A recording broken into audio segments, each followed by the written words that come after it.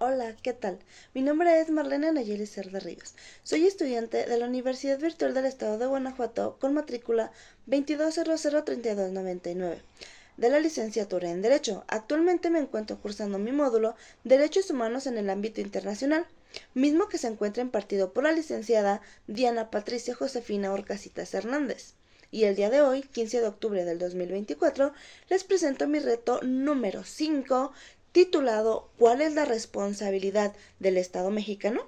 en el cual expondré y analizaremos dos casos para dar respuesta a las interrogantes que el reto nos presenta. Sin más por agregar, escuchemos pues de qué se tratan estos casos. Caso número 1. Ana se encontraba pacíficamente repartiendo panfletos a las personas que se manifestaban en la plaza de armas de su ciudad. El contenido de los panfletos versaba sobre citas bíblicas. Al enterarse de lo que hacía Ana, un policía decidió arrebatarle los panfletos y detenerla, argumentando que no era lugar para repartir este tipo de información, pues alteraba el orden. Ana permaneció encerrada e incomunicada dentro de una patrulla durante 3 horas hasta que la manifestación concluyó. Posteriormente, el policía la trasladó a Barandilla, donde recibió burlas y calificativos peyorativos por el personal de seguridad pública. Luego de un día de detenida, la dejaron en libertad.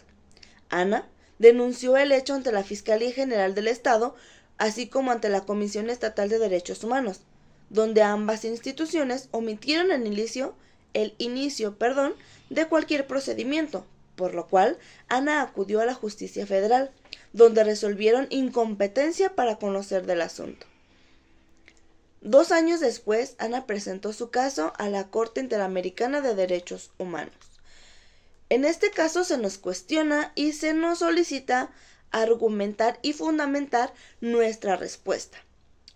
La pregunta es, ¿consideras que existe responsabilidad por parte del Estado mexicano? Considero que sí, puesto que el Estado mexicano tiene responsabilidad en los hechos suscitados, considerados como violaciones a los derechos humanos de Ana, puesto que el Estado mexicano, al formar parte de la Convención Americana de Derechos Humanos, debe velar, respetar los derechos y libertades reconocidos en ella y garantizar su libre y pleno ejercicio a toda persona que esté sujeta a su jurisdicción,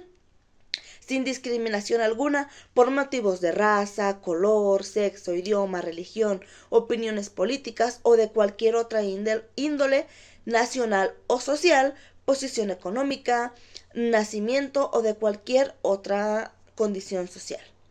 Los hechos ocurridos se consideran como violaciones a los derechos humanos de Ana, toda vez que se contrapone lo establecido por la Convención Americana de Derechos Humanos, pues Ana, al repartir los panfletos, solo estaba ejerciendo su derecho a la libertad de expresión. Este derecho comprende la libertad de buscar, recibir y difundir información e ideas de toda índole, sin consideración de fronteras, ya sea oralmente, por escrito o en forma impresa o artística, o por cualquier otro procedimiento de su elección. Este derecho se encuentra constituido en el artículo 13 de la Convención Americana de los Derechos Humanos. También se violentaron otros derechos contenidos en el ordenamiento jurídico en comento, como lo es el derecho a la libertad personal, como lo enmarca el artículo 7 del ordenamiento ya mencionado, toda vez que se le privó a Ana de la libertad de manera arbitraria, pues nadie puede ser privado de su libertad física, salvo por causas en las condiciones fijadas de antemano por las constituciones políticas del Estado mexicano o por las leyes dictadas en nuestro mismo país. Así con ello también se violentaron sus derechos judiciales al no ser notificada la causa o el motivo de la detención y no ser presentada ante un juez u otro funcionario autorizado por la ley para que conociera del caso y determinara la culpabilidad. Además, al recibir burlas y calificativos peyorativos por el personal de seguridad pública, se le discriminó por expresar sus creencias, pues de acuerdo con el artículo 24 del ordenamiento en comento, Ana posee el derecho a un trato digno e igualitario ante la ley, así como un trato que no sea discriminatorio. Al no darle respuesta favorable a Ana tras las denuncias que ya había interpuesto ante las autoridades correspondientes, se le violentaron sus garantías judiciales, pues al omitir el inicio de cualquier procedimiento en contra de los hechos suscitados, se violenta el apartado número 1 del artículo 8 de la Convención Americana de los Derechos Humanos, toda vez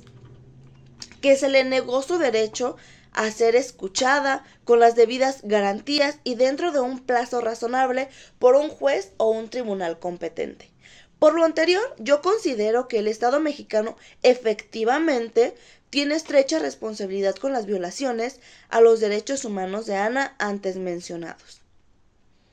Pues el deber del Estado es prevenir, investigar y sancionar toda violación de los derechos reconocidos por la Convención y procurar además el restablecimiento, si es posible, del derecho conculcado y, en su caso, la reparación de los daños producidos por la violación de los derechos humanos. Bueno, vamos a pasar al caso número 2. Mismo que dice así. Durante la pandemia por COVID-19, el gobernador de una entidad federativa publicó un decreto por medio del cual se declaraba obligatorio el confinamiento en el domicilio particular de los habitantes en un horario de 6 de la tarde a 9 de la noche. Asimismo, se preveía una multa de 1,500 pesos a quien infringiera esta disposición. De no contar con recursos para el pago de la multa, se decretó previo 36 horas de arresto. Andrés, un hombre de 34 años de edad en situación de calle, caminaba por la avenida principal de la ciudad a las 8 horas, a las 20 horas, siendo las 8 de la noche, cuando un militar lo vio, lo detuvo y lo presentó a la Secretaría de Seguridad Pública, donde le fue exigido el pago de la multa. Andrés argumentó no tener casa habitación, familia ni dinero para pagar la multa. Como consecuencia, fue privado de la libertad durante las 36 horas y boletinado con una fotografía incluida de él en las redes sociales como el primer detenido, un sinvergüenza capaz de negar a su familia con tal de no pagar la multa. Derivado de lo anterior, fue localizado por una asociación civil a través de la cual se planteó su caso en jurisdicción militar y ordinaria, hasta ponerse en conocimiento con la Corte Interamericana de Derechos Humanos.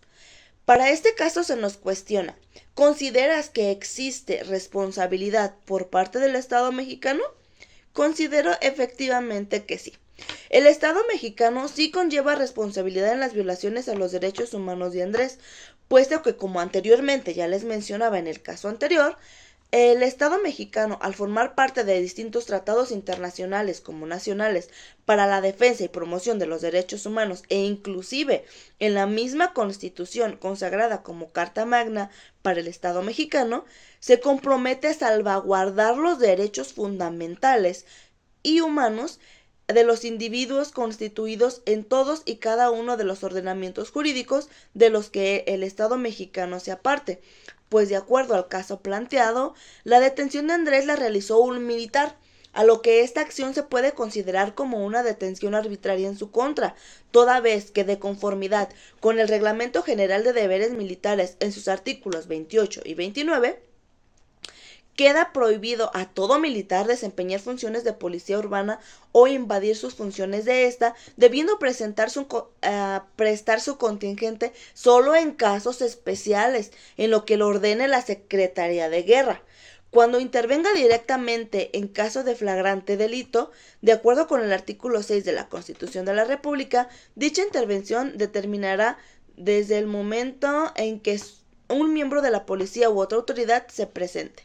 Tampoco deberá, en modo alguno, impedir que la policía ejerza su autoridad, funciones y consignas, así como los militares de cualquier graduación no intervendrán jamás en asuntos de la incumbencia de autoridades civiles, cuyas funciones no les es permitido entorpecer. Antes bien, respetarán sus determinaciones y les prestarán el auxilio necesario cuando sean requeridos, siempre que reciban órdenes de la autoridad militar